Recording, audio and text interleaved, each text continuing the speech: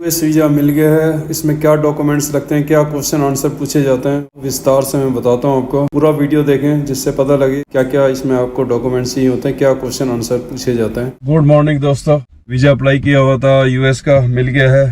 पहले भी एक बार वीज़ा अप्लाई किया था, एक बार रिजेक्शन भी झेली है क्योंकि बहुत ज़्यादा यंग था उस टाइम पे मैं। और रिजेक्शन इसलिए दिया उन्होंने कि मेरे पासपोर्ट में जगह नहीं थी, तो उस टाइम पे एक्स्ट्रा पेज लगते थे, ऐसे पेज लगते थे, इसमें से गायब हो गए हैं। तो उन्होंने बोला कि पासपोर्ट में पेज नहीं है, तो मैंने फटाफट पेज लगवाए।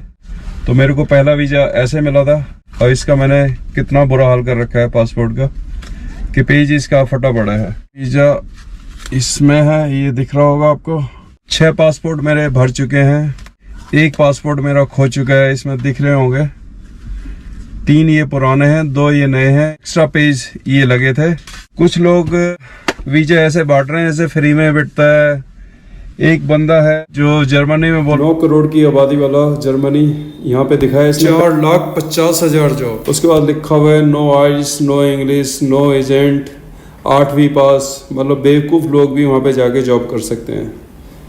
और जैसे स्विट्ज़रलैंड है और कई कंट्री हैं जहाँ पे सिर्फ 90 लाख लोग रहते हैं, वहाँ पे भी हज़ारों जॉब ये दिखा देते हैं। उसके लिए भी no limit, no age, free बिजली क्या बटने लगी इस देश में, हर चीज़ फ्री देखने वाले भी बहुत ज़्यादा हैं, फ्री के बनाने वाले भी बहुत ज़्यादा हैं। तो भाई जिनको फ्री में जाना है, जिनको एजुकेशन की भी ज़रूरत नहीं है, ये लोग इनसे वीज़ा ले लें। ये जो ऐसे कई हैं, ये तो मैं एक दिखा रहा हूँ, ऐसे कई हरामखोर हैं जो यही काम कर रहे हैं कि भाई फ्री में भेज रहे हैं, जिसमें एजुकेशन की भी ज़रूरत नहीं है। साला 8वीं पास वाले को तो यहाँ इंडिया में कोई कुछ नहीं मिलता है। और रोज़ स्ट्राइक हो रहा है जर्मनी में, एयरपोर्ट पे स्ट्राइक चलता है, पिछले कई साल से चल रहा है। मेरा 3 दिन में सामान मिला था जो मैं पिछले गर्मियों में गया हूँ। ये कहाँ से जॉब बांटे जा रहे हैं, कहाँ से फ्री में वीज़ा दिए जा रहे हैं। दूसरा, झूठ की उत्पत्ति। ये भाई साहब, ये जो अरेस्टेड वाले जो खेले हैं ना, इन्होंने इनको सबको सिखा दिया है, जितना ज़्यादा यूट्यूब पे झूठ बोलोगे उतना ज़्यादा वीडियो चलेगी। तो ये 10 बार तो अफ़गानिस्तान में ही अरेस्ट हो गए हैं। कभी ये धर्म परिवर्तन करवा देते हैं, कभी ये खुद का धर्म परिवर्तन कर देते हैं, कभी ये तालिबानी से भिड़ जाते हैं, और फ़ोटो भी खिंच जाता है इनका अरेस्ट होते हुए। अनेकों अनेक ऐसे यूट्यूबर हैं। अब मेरे को सुपारी दे रखी है कुछ लोगों ने कि भाई इनको एक्सपोज करो। सबसे पहले तो हमारे नेता लूटते हैं गरीबों को फ्री की चीज़ें दे के। अब ऐसे ही हमारे यूट्यूबर हो गए, उनको भी पता है कि आप जितना ज़्यादा फ्री की चीज़ें दिखाओगे उतना ज़्यादा उनका वीडियो चलेगा। अब इन्होंने एक गरीब आदमी को खड़ा किया कि वो 50,000 रुपये लेके आया था और अब 15 करोड़ रुपये साल का कमा रहा है, जबकि जो 15 करोड़ रुपये कमाने लगेगा वो इनके मुँह ही नहीं लगेगा। फिर इन्होंने माल्टा में दिखाया है कि यहाँ पे जॉब करना आसान है, और 2 लाख रुपये सैलरी भी दिखा दी है। जबकि अगर आपको पता है या नहीं पता है, माल्टा की जो जनसंख्या है सिर्फ 5 लाख है। 5 लाख के लोगों के नीचे कितने लोग काम करेंगे भैया? आपका पैसा है, आपका टाइम है, आप इसे जैसे चाहे यूज कर लो। 4.5 लाख जॉब।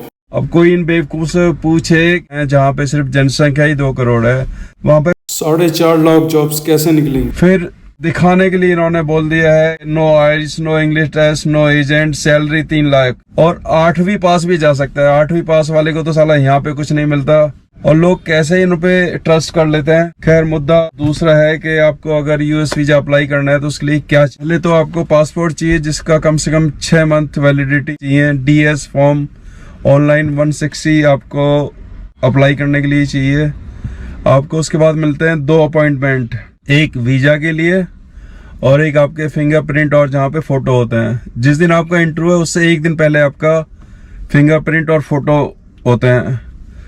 2 फोटो चाहिए होते हैं जिसमें आपका 80% फेस नजर आना चाहिए, यानी कि 50 mm इंटू 50 mm। खैर, ये तो बहुत इजी चीजें हैं। इसके बाद आपको कवरिंग लेटर बनाना होता है, जो आपका बिजनेस लेटर हेड होता है, जो सेल्फ एम्प्लॉयड है। उसमें आपको लिखना होता है पार्टनर के साथ हैं, अलग हैं, एमडी हैं, क्या हैं। आपने सारा मेंशन करना होता है कि आपने टिकट ले ली है, होटल बुकिंग आपकी होगी है, रिटर्न एयर टिकट है। इसके साथ जितने भी आप वीजा, बांग्लादेश को छोड़ के जितना भी कहीं का वीजा लेने जाते हो, हर जगह आपका कम से कम 6 महीने की बैंक स्टेटमेंट लगती है, जिसमें कम से कम 6 से 7 लाख रुपए होने चाहिए। क्योंकि आप एक ऐसी कंट्री जा रहे हैं जहाँ पे एक दिन का खर्चा 8 से 10,000 रुपये होता है। अगर आप कहोगे कि भाई मेरे पास तो 1 लाख रुपए है, मैं उसमें घूम के आऊंगा, तो आपको फिर वीजा नहीं मिलेगा। सेम अगर आप लोन लेते हैं बैंक से तो उसमें भी तो यही स्टोरी होती है कि आपके पास कुछ भी नहीं है और लोन लेके फिर चुकाएंगे कैसे। तो कोई भी वीजा लेने जाते हैं तो उसके लिए सबसे ज्यादा जरूरी होता है आपका बैंक बैलेंस। तो ये फॉर्मेलिटीज है, हो सकता है कि जो वीजा ऑफिसर है ये सारे पेपर देखे ही ना। मेरा एक बार ये भी हुआ है कि उसने मेरे से सिर्फ मेरे काम के बारे में पूछा। मैंने बोला कि मेरा प्रॉपर्टी का काम है, सिर्फ उसने पूछा कि नोएडा में क्या रेट चल रहे हैं, फ्लैट्स के क्या रेट चल रहे हैं, इतना पूछा और उसने मेरे कोई पेपर ही चेक नहीं किए। मेरी फाइल एज इट इज मुझे वापस कर दी। तो ये हमेशा नहीं होता है, कुछ लोग लक्की होते हैं तो उनके आप पेपर नहीं देखेंगे, सिर्फ उनसे 2 क्वेश्चन पूछेंगे और आगे कर देंगे। दूसरा, अगर आप कहीं पे भी किसी भी कंट्री घूमने जा रहे हो तो उसकी हिस्ट्री तो आपको पता होनी चाहिए। ऐसा नहीं है कि आप जाके बोल दो कि भाई न्यूयॉर्क जा रहा हूँ, तो न्यूयॉर्क के बारे में आपको नहीं पता होगा तो सीधा सीधा बोलेगा भाई जब तुझे कुछ पता ही नहीं है तो वहां पे जाके करेगा क्या। मैं एक बार बहुत ज्यादा यंग था, मैंने कनाडा वीजा अप्लाई किया था, तो मुझे कनाडा के बारे में बहुत ज्यादा नहीं पता था, तो मेरा रिजेक्शन हुआ था। लेकिन मैं बहुत ज्यादा यंग था उस टाइम पे। सीधा मैंने पेपर बनाए और खड़ा हो गया कि भाई मेरे को कनाडा जाना है। वहां पे लेडी थी, उसने मेरे से पूछा कि वहां पे क्या क्या देखोगे। अब मैं तो कुछ भी रट के ही नहीं गया था। खैर रिजेक्शन हो गया था, लेकिन कुछ टाइम के बाद फिर मैंने तैयारी करके दोबारा गया तो मेरे को वीजा मिल गया था। अब ITR हमारा कम से कम 6-7 लाख रुपए का होता है। आप ITR कभी भी बनवा सकते हो 2-3 साल की, तो उसमें कम से कम 6-7 लाख रुपए होने चाहिए, क्योंकि यूरोप और कनाडा और US महंगी कंट्रियां हैं। ये ऐसा तो नहीं है बांग्लादेश, उज्बेक वगैरह हैं, यहाँ पे जा रहे हैं कि भाई आपका 30-40 हजार रुपए में सारा खर्चा हो जाएगा। ये एक जेन्युइन जरूरत है कि इतने पैसे आप दिखाने पड़ते हैं। ये तो हो गया एम्प्लॉयड का। जो लोग जॉब करते हैं उनके लिए सैलरी स्लिप होनी चाहिए जो लास्ट 6 मंथ की होनी चाहिए, अपॉइंटमेंट लेटर होना चाहिए, NOC होनी चाहिए। जहाँ पे आप जॉब कर रहे हैं वो आपको NOC देंगे कि हमें इनके जाने से कोई परेशानी नहीं है। जो रिटायरमेंट हो गए हैं तो उनका रिटायरमेंट प्रूफ होना चाहिए, पेंशन प्रूफ होना चाहिए। सेम बैंक स्टेटमेंट ITR सबके लिए ही जरूरी होती है। जो लोग अपने रिश्तेदारों से इनविटेशन लेटर मंगवाते हैं तो उनको सिंपल है, इनविटेशन लेटर वो भेजते हैं, पासपोर्ट की आपको कॉपी भेजनी पड़ती है, वो वहां से सारा काम फिर इनविटेशन जो भेज रहा है उसका होता है। बोलने में कई बार छूट जाती हैं चीजें, तो लिखित में मैंने मंगवा लिया है। तो आपको D-160 फॉर्म ऑनलाइन भरना होता है, आपको अपॉइंटमेंट मिलता है और जहाँ पे आपके फिंगरप्रिंट और ये सब होता है वो करीब 6 जगह हैं यहाँ पे, तो आप किसी भी जगह पे चूज कर सकते हैं। ये कुछ फॉर्मेलिटीज़ हैं, हो सकता है कि वो लोग आपके सिर्फ बात करके ही आपको वीज़ा दे दें। ऐसा ज़रूरी नहीं है कि सारे पेपर देखने के बाद ही आपको वीज़ा देंगे, क्योंकि USC ऐसा है जहाँ इंटरव्यू होकर वीज़ा मिलता है। अगर आप यही वीज़ा यूरोप का लेते हैं तो बहुत ज़्यादा मुश्किल होती है, लेकिन US वीजा बहुत इजी है और सीधा सीधा 10 साल का मिलता है। दूसरा है 6 महीने के लिए इसलिए देते हैं कि उनको भी जरूरत है जो लो इनकम में वहां पे लोग काम कर सकें। ये वहां की गवर्नमेंट को पता है, ऐसा नहीं है कि वो 10 साल का ऐसे ही दे रहे हैं। आपसे नहीं है, 10-15 साल पहले से 10 साल का वीजा दे रहे हैं। किस लिए दे रहे हैं कि उनके यहाँ पे जो उनके अपने लोकल लोग हैं $5,000 में करेंगे, और यही इंडियन से काम करवाता है स्टोर पे या पेट्रोल पंप पे। वो सिर्फ उस बेचारे को 1 लाख रुपए देता है, मोटा मोटा इंडियन करेंसी के हिसाब से देता है वो, लेकिन उसको वहां पे रहने की जगह मिल जाती है। दूसरा है उसको आने जाने की कोई परेशानी नहीं होती, क्योंकि जो पेट्रोल पंप चला रहे हैं, जो स्टोर चला रहे हैं, वो अपने स्टोर के आसपास ही जगह लेके रखते हैं जिसमें जितने भी एम्प्लॉय हैं उनके वो उसमें रह सके। जो हमारे इंडियन लोग जाते हैं उनको इंडियन वाले ही जॉब देते हैं। आप US की वेबसाइट चेक करेंगे या न्यूज़ पढ़ेंगे या गूगल पे सर्च मारेंगे तो सबसे ज़्यादा वीज़ा US ही देता है। रिजेक्शन भी सबसे कम US के ही हैं। इसमें आपको दिख रहा होगा नंबर 3 पे इंडिया है।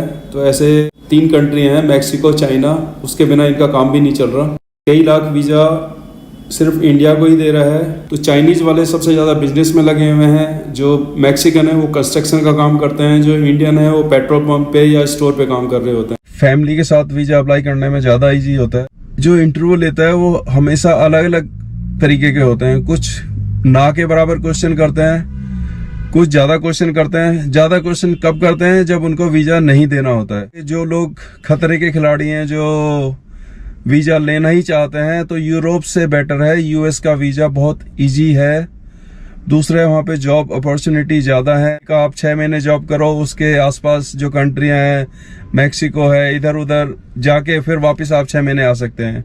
यही छोटा मोटा इंग्लैंड का भी है। इंग्लैंड भी 6 महीने का भी देता है, 1 साल का भी देता है, 10 साल का भी देता है, लेकिन वो उसकी फीस ज़्यादा लेता है। तो मैं कई लोगों को जानता हूँ, जब मैं इंग्लैंड में था तो कई लोग जो है 6 महीने का वीज़ा लेते थे, 6 महीने चुपचाप जॉब करी बिना लड़ाई झगड़े के, वापस इंडिया आ गए, फिर अगले साल अप्लाई किया, फिर वापस आ गए हैं।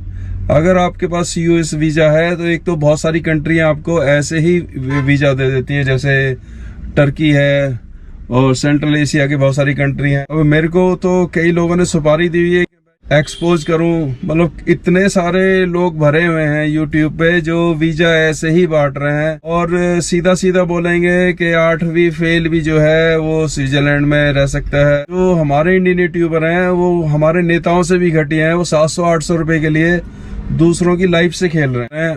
पैसे कमाने के लिए नहीं आया हूँ मैं यूट्यूब पे, मेरे को यूट्यूब का पहले पता भी नहीं था, लेकिन कोरोना काल में मुझे पता लगा कि यूट्यूब भी है। तो अगर मैं यूट्यूब पे पैसे कमाने के लिए आया हूँ तो मैं इतने पासपोर्ट भर चुका हूँ, मैं पूरा यूरोप ट्रेवल कर चुका हूँ। जैसे कि अगर नॉर्वे जाते हैं आप, एक दिन का कम से कम 30,000 रुपये खर्चा आता है। आप अगर कार रेंट कर लेते हैं, मैं जर्मनी से नॉर्वे की तरफ, मतलब टोल टैक्स ही वहाँ पे 7,000 रुपये का है। तो आप अंदाजा लगा लें कि फिर जो हमारे यहाँ पे होटल हैं वो 7-8 हज़ार रुपये के, तो वहाँ पे कितने का होगा वो।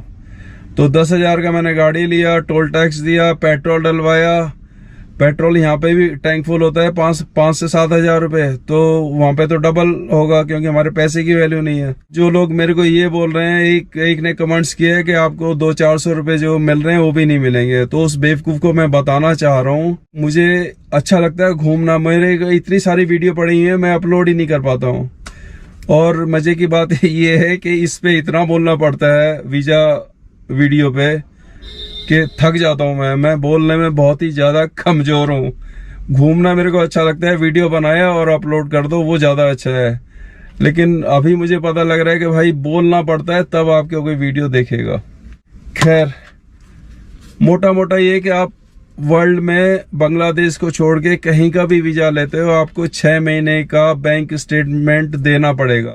3 साल का, कोई 2 साल का, कोई 1 साल का ITR मांगते ही मांगते हैं। ITR कम से कम 6-7 लाख रुपए आप दिखाते हो, वो होना चाहिए। उतना ही पैसा आपके बैंक में होना चाहिए। आप वीज़ा ले रहे हो, कहीं से लोन ले रहे हो, ये दोनों चीज़ें बहुत ज़्यादा ज़रूरी हैं, ये होना चाहिए।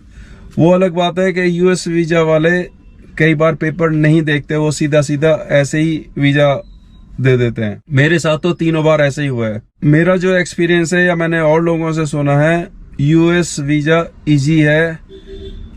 और पहले अगर आपके पास यूरोप का वीज़ा है तो US वालों के यहाँ पे एक ब्लैक बॉक्स हुआ करता था, उसमें आप सिर्फ एप्लीकेशन भरनी होती थी और उसमें डाल के आ जाओ, आपका वीज़ा लग जाता था। तो US का वीज़ा बहुत इजी है क्योंकि उनको भी एम्प्लॉय चाहिए जो बहुत सस्ते मिल जाए। जैसे मैक्सिको वाले जाते हैं, वो सारा कंस्ट्रक्शन का काम करते हैं, तो वहाँ की गवर्नमेंट को भी पता है क्योंकि उनको सस्ते वर्कर चाहिए। तो जितने स्टोर हैं, जितने पेट्रोल पंप है, इस पे हमारे इंडियन कर रहे होते हैं। हालांकि हमारे इंडियन ही उनका खून चूस रहे होते हैं, उनसे 1 लाख रुपए दे के 12-12 घंटे काम करवाते हैं। यही काम अगर वो अमेरिकन वालों से करवाएंगे तो सिर्फ 8 घंटे करेंगे, कम से कम 3,000 रुपये लेंगे, जो वहाँ की पे का जो रूल है उसके हिसाब से। तो वो उसको हायर नहीं करेंगे क्योंकि उसको पता है कि भाई हमें कितना पैसा मिलना चाहिए और हमें कितने घंटे काम करना चाहिए। लेकिन हमारे इंडियन बेचारे यहाँ पे गरीब हैं, तो उनको यहाँ पे जॉब नहीं मिल रही है, वो लोग वहाँ पे जाते हैं, लोग सपने देख रहे होते हैं। तो उनको हमारे जो इंडियन जो हमारे बेचारे नहीं है, वो जो बड़े बड़े पेट्रोल पंप और स्टोर खोल के बैठे हुए हैं, उनको खूब उनकी बजाते हैं और बजवाने की मजबूरी है। तो मेरी राय है कि 6 महीने आप वहाँ पे जॉब करो, फिर उसके आसपास कहीं चले जाओ, फिर वापस आ जाओ, फिर आपका 6 महीने वैलिड हो जाता है। तो ये गवर्नमेंट ने 6 महीने का इसलिए वीज़ा दिया है क्योंकि वो अगर इलीगल हो जाएगा तो उनका भी काम बढ़ जाता है। जब उसको पकड़ेंगे, फिर उसको जेल करेंगे, फिर उसको कोर्ट में ले जाएंगे, फिर उसका रिटर्न टिकट देंगे, फिर इंडियन गवर्नमेंट से उसका पासपोर्ट लेंगे, तो बहुत सारे काम बढ़ जाते हैं। इसलिए US गवर्नमेंट जो है उनको वीज़ा देती है 6 महीने और 10 साल का, कि वो लोग आए चुपचाप बिना लड़ाई झगड़े के काम करें और फिर इज्जत से वापस अपने देश चले जाएं। तो ये चीज़ें वहाँ की गवर्नमेंट को पता है, ऐसा नहीं है कि उनको नहीं पता है कि हम 6 महीने का और 10 साल का वीज़ा क्यों दे रहे हैं। अभी कुछ रह गया हो तो आप मेरे को कमेंट्स करके पूछ सकते हैं। और थैंक यू, थक गया हूँ मैं बोलते बोलते।